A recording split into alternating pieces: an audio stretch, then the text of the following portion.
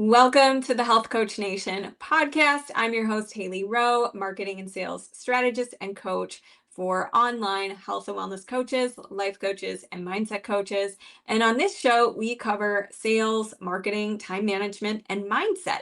And today I wanted to bring on Dawn Leday. She was one of my guest experts inside the inner circle, and I loved what she had to say about identity and mindset. And so we're going to really dig deeper on that today. She is the founder of the Self Trust Solution, and this is where she helps coaches and experts grow their business by strengthening the leader behind this strategy. She specializes in helping high capacity entrepreneurs close identity gaps, stabilize momentum, and build businesses that move from side income to primary sustainable growth. Through her self-trust identity map and proprietary frameworks, Dawn helps clients develop the clarity, decision stability, and self-trust needed to hold their vision firm while allowing strategy to evolve. She coaches inside the Embodied Society and hosts the Self Trust Solution podcast, which is a top ranked show for entrepreneurs building their next level. So, thank you so much for being here, Dawn. Tell me a little bit about what made you so interested in talking about self trust. Oh, I am so excited to be here. Thank you for having me. And like many people who get impassioned about something, I really had an experience of recognizing a lack of self trust in my own professional career. So I led hospitality. I was a hospitality leader in New Orleans for 20 years, leading sales and marketing teams. And I was really good at it. I excelled at it. But there was a point when I was drowning, and I guess you could call it burnout. Is the probably what most people would recognize if I told you more about it. But I just knew I needed to change something. And for me at that time, I didn't know a lot about mindset. I didn't know about um, how our thoughts control or, what we do, and that we actually can choose them and we don't have to believe everything we think. And so my, like many people, was just to dive into action. Many of us high achievers, we just want to dive into action to fix things. And the action that I took, interestingly enough, was to sell my car, to force myself to walk 2 miles to work and 2 miles home from work. That was my fix to try and reclaim some sort of normalcy and some working normal hours and getting more movement in and getting more time out in nature.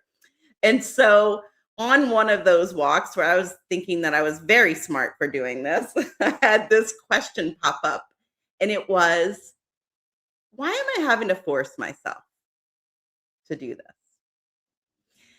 And I heard it with true curiosity, which is sort of divine in itself, instead of just judgment, which is probably how I would have heard it normally. And because of that true curiosity, a flood of examples of how I hadn't been trusting myself came forward. And so I knew trust had to be a piece of the process, and I wanted to build it, but I didn't want to do it in a way that meant losing my ambition. I didn't want to stop being a high achiever. And simultaneously, I'm realizing that I want to build my own vision, not someone else's vision anymore. And so those two things coinciding is what led to me seeing the benefits of self-trust in being a high achiever, reaching for new goals, and then how I could help other people do it in building businesses. Yeah. Oh my goodness. And you brought up a very good point, which is why do I have to force myself to do things? Why do Yeah. you think people have to do that? What do you think, is I think a lot of times we think the way that we have to take action is to get really stern with ourselves and use willpower and force ourselves. Why do you Yeah. think that is? And what's the alternative that coaches should be thinking about in their business? Yeah, we really have the causality backwards. And I think it comes from just how we are, how it's modeled for us, how we're brought up. We think that we have to work hard to create the self trust that we need. We think we need these external changes in order to create results, but really it's backwards. So when we start thinking that self-trust is the reward for getting things right, then the person who most needs it is always the last to get it. So we have to change the sequence. Self-trust is actually a choice made before the evidence is in, before the confidence arrives, before the results come in, before they confirm that you were right. So the sequence is actually choice, practice, and then expression. And so what I mean by that is you choose self-trust first, and then that choice creates the conditions for action. Actions build real competence, and competence compounds into confidence. Yes, the one I see the most as far as what you're saying, where they think they need the external thing before they can gain the internal confidence and self-trust, Mhm, is they say to me, because a lot of my clients are going from 0 to 1, meaning their mhm. first clients, their first sales. And they say, I will, I don't feel confident in what I do yet because I haven't had any clients, or I can't believe this is a legit business until I see some evidence that my marketing is working. Yes. And as you just said, you have to flip that around to create the results, right? So, what would you just say to someone really struggling with that one? Like, I can't, I feel like my marketing's not working. And so this isn't working and I want to give up. How do you encourage coaches through that? Yeah, coaches are uniquely positioned to struggle with this because their work is inherently relational and results dependent in ways that are sometimes hard to control, right? You can do everything right and a client doesn't get the result you both hoped for, or the marketing doesn't reach the person you hoped for. You can, so the feedback loop, if you will, can be inconsistent. And so we have to be rooted in the firm vision first, right? So the the constant message is often that you need more in order to believe in what you are doing, right? Like you need the external results to feed the belief. And what is actually more true is you have to firmly decide that this is what it is. This is the vision that I'm reaching for, and move towards it, letting the how unfold. So, in other words, if your marketing isn't getting the feedback that you want to look at the data of it, what's changing, what needs to adjust, and make those with the firm holding of I am the person that creates this. This is just me figuring out the how. Yes, 100%. And why, when it comes to looking at the data, I think a lot of times we take it personally, we get overly, overwhelmed by it. We have all these feelings about it. So, how do we look at data without beating ourselves up? Because I think that's a big Mm, reason why people are avoiding the data, is because they don't want the mental beat down that usually comes with it. yeah, you're so right. It has to be that framing of I want to learn from myself. I genuinely want to learn from myself. And the way that I like to look at it and help my clients through is think of it as you are a scientist. A scientist never makes the hypothesis and whether it works out the way they want it or not personal.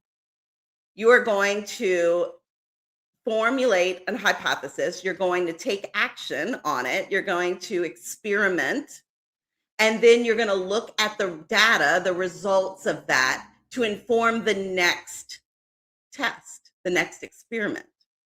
And so when we recognize, and again, it goes back to the identity piece, if I'm holding myself firmly as the person that creates this, I am not only, I trust that I can roll through the ups and downs because a business has ups and downs. Even a professional career has ups and downs. So we have to normalize the things that work and don't work instead of letting them hold whether we give ourselves permission to believe or not. Yes, and I'm going to give you pushback because this is what I hear. Well, I don't want to experiment. I just want to know what works. I just want to Mhm, get to the results. I don't mhm. want to have to go through all this experimentation. I just want to know what works. What Yeah. would you say to that? I would say that that's not true. You do. Because actually, you're thinking those are two separate things. And knowing what works comes through experimenting.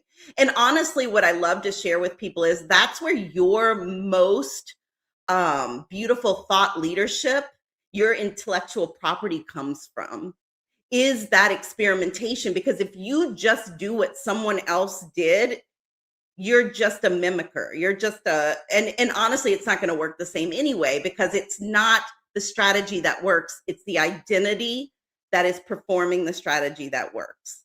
So when you say, "I don't wanna experiment," it's not really true because you do want the results of it. It's kind of like anything, like, change the name of it if you want. If experiment isn't something that sounds good to you, I wanna play, try play. I'm gonna play with different things. But you do want it because you want what comes out of it. Yes, and you have to go through the journey, the climb, the experiment to Yeah. find out what works. And there's no way around it. You think sometimes people think, well, as long as I just do the method that this coach did, then it will for sure work. But the truth is, your market's going to respond different. You're going to Mhm. operate it differently. You're going to have different Yeah. strategies that work for different people. It's not a one size fits all. So there's things that, there's power in having a mentor and a coach to help you maybe avoid some mistakes, to help you have clarity about your focus and what you want to be doing. But no matter what, I think the point you're trying to say here, Dawn, is that y- nobody gets to skip the experimentation part. Would you agree with that? I don't just agree with it. I say you don't want to. You don't get to, but you Yes. also don't really want to. Because no one wants Hailey dressed up as me or me dressed up as Hailey. Like they want to work with you specifically and your true authentic message and what you can help people with based on your unique life experience, your unique life perspective only comes out when you are willing to get out there and experiment and just serve and learn from it because the best best thought leadership intellectual property comes from honestly missteps, mistakes, Yeah. failures, not getting it right. And so when we normalize those things instead of trying to get it right all the time, when we actually enjoy the process of learning from something that didn't go exactly as planned, that's where we're able to make leaps to next levels. And we start to see ourselves as the person who does. And that's probably the more important piece. Oh, yes. Your experimentation and your process and journey and hardships you go through all make you a more well-rounded, able to help coach because you've gone through things and figured it out. So, one of the other things that I think a lot of coaches struggle with is imposter syndrome, Mm. or I am, maybe who would want to hear from me? Maybe I'm not good enough, maybe I'm not unique enough. How do you help your clients through that? Well, first, we strip away the labels. I am just vehemently against all the labeling of I'm a procrastinator, I'm a perfectionist, I have imposter syndrome, because a label is a convenient place to land. Right? It's like if I'm an imposter, then I have to wait to not feel like an imposter to move forward. And we're not waiting for these things. And so we want to dial it back down to what is it really? Okay, right now it's not imposter syndrome. I'm not giving myself permission to see myself as the person who can help my client. I'm not seeing myself as the person who can reach them through marketing. We want to boil it down to what it is more than anything, and it's always a decision, a choice. And so when we can empower ourselves in that way, even if the choice and decision is to hold back, that's a more powerful place to be than telling yourself you have some sort of syndrome. Yeah, 100%. That's a great piece of advice. What are some other common ways that you see coaches making business harder than it Ugh. actually needs to be? Trying to solve the wrong problem, consistently, persistently solving the wrong problem. It's the offer gets rewritten over and over again, the niche gets refined, the strategy gets overhauled. All of that activity creates the feeling of progress without moving the actual constraint, which is always internal. So the Mm. moment that a coach stops asking what's wrong with my strategy and starts asking what is the identity I need to be operating from to hold the next level, that's when everything shifts.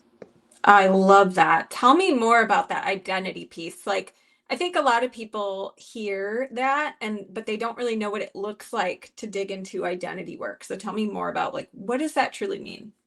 Yeah, so often what we're operating from is an identity gap. And what that means is it's a mismatch between where your results are going, what you want to reach next, and where your self concept is still operating from. So, the most recognizable version of it, and one that I definitely saw in myself, was moving from building a business while still seeing myself as an employee.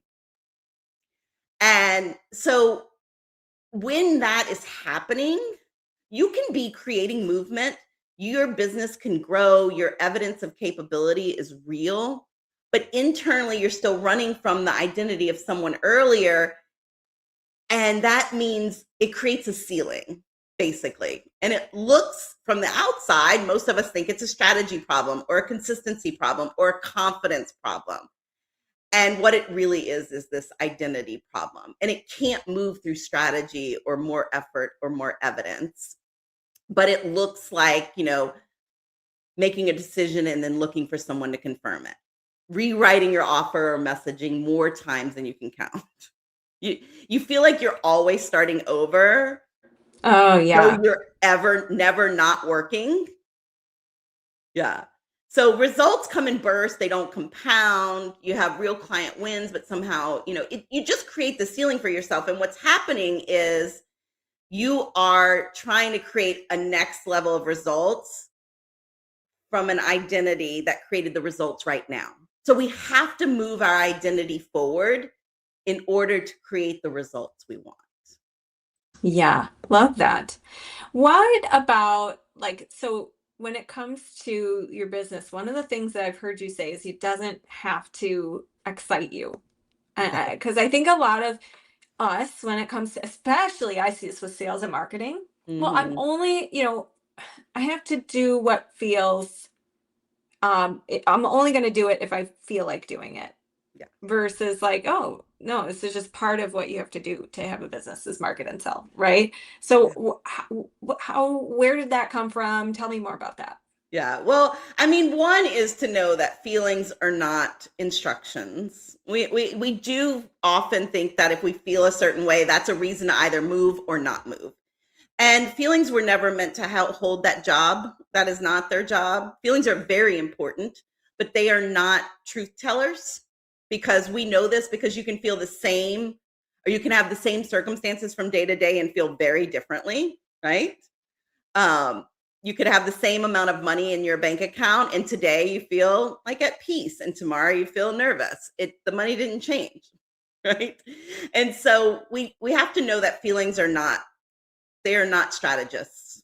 That's probably a better way to even say it. Like they should not be part of your strategy. We're going to feel all the feelings and that's normal. It's part of business. Where the your business is not meant to excite you came from is I have several clients who have, leaped into the seven figures and they wanted to immediately add new offers and change things up. And I started to watch, and what I would see is it was coming from a place of they weren't excited anymore.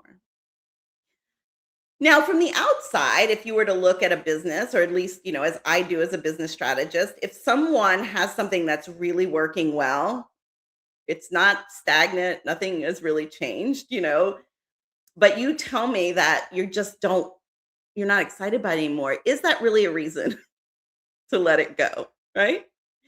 And so through the coaching is where we found that it really was just this idea. What had really happened was there was an identity of when I was building, everything was exciting and new and it was all happening. And when that wasn't happening anymore, they thought that something had gone wrong.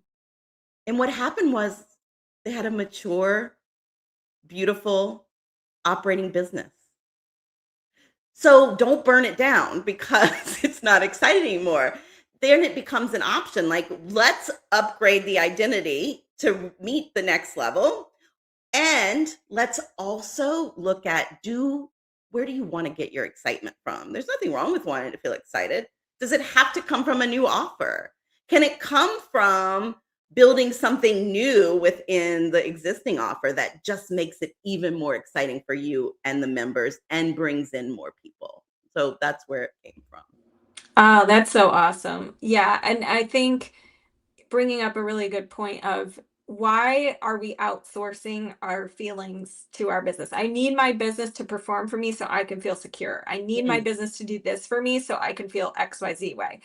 You feel XYZ way from exactly what you said, where it's like your thoughts and you get to choose what you want to get excited about, where you want to channel it from. And I think a big pitfall that we tend to get into is putting a lot of pressure on our business to perform for us, and when mm. it's not, we get graspy and we get needy and all that kind of stuff. So how do we get out of, and I can't remember who was on my podcast, but I think it was Carissa Rando, or Carissa, I don't know her last name, but she basically said we put performance pressure on our business, Mm. and that's a wrong thing. You don't want to do that in your business, because then your results won't match what you want and it will not be about service. And so how do we get out of that? I'm putting so much pressure on my business and I'm so graspy and I need it to perform for me, because we do have that need of like,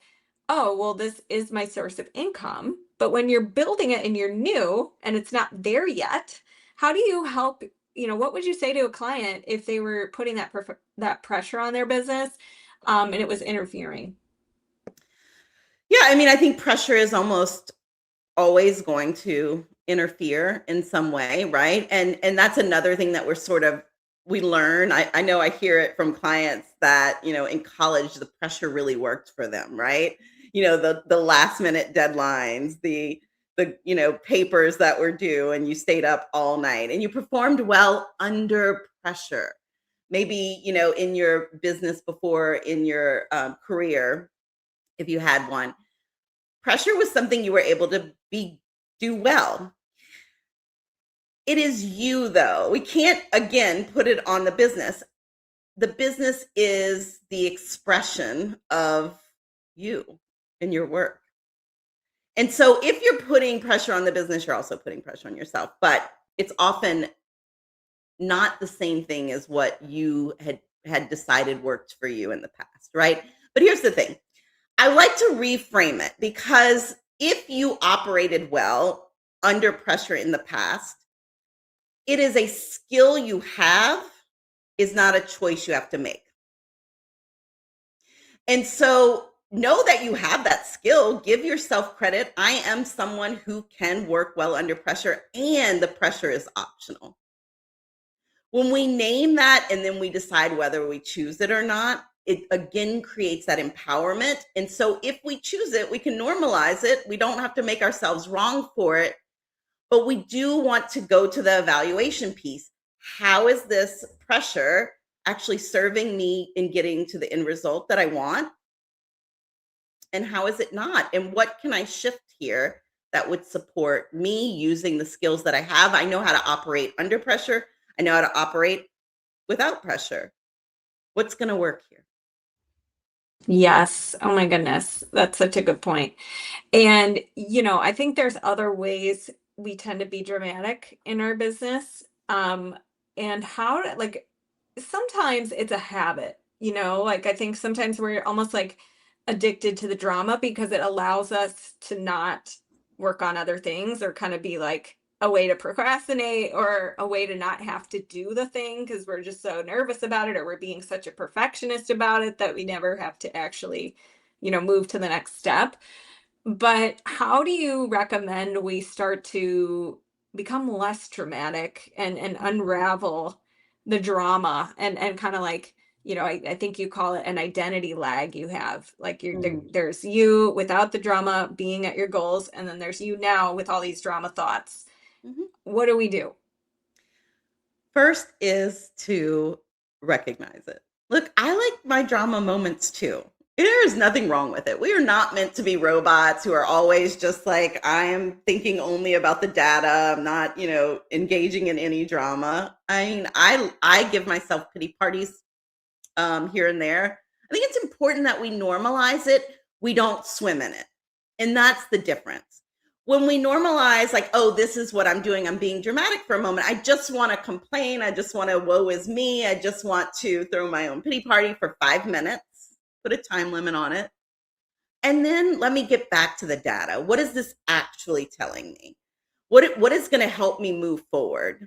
And it comes to asking the right questions, right? Because often we're asking questions like, what's wrong with me? Why isn't this working? When will this ever work? Why does it work for other people? And I always like to remind people that those are not actual questions. They're like judgments. They're criticisms in a way with a question mark conveniently placed at the end. There is nothing curious about them. We want to ask curious questions that are data driven in order to move forward. So have the drama, let yourself be human. It's part of it. Just don't let the drama drive the business decisions. Yes, amen. I love it. So, Dawn, if people are curious about identity work and building their self-trust and want to find more about you, where can they go and tell us more? Yeah, the best place to start is the self trust identity map. It's 8 questions, it's free. It gives you a precise read on exactly where your identity is operating from right now and what needs to move before your next level of results can follow. Your results are delivered the moment you finish, and you can find it at theselftrustcoach.com. You can also find me on Instagram and on LinkedIn at Dawn Lede Coach. And I would love to hear from you if you took anything away from today's conversation or have any questions. Beautiful. And today's free gift of the day is the free message mastery and niche cheat sheet.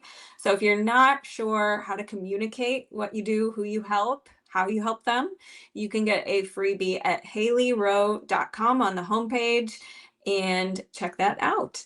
So thank you so much for listening to the Health Coach Nation podcast, and we will be back soon for more episodes. Thanks so much.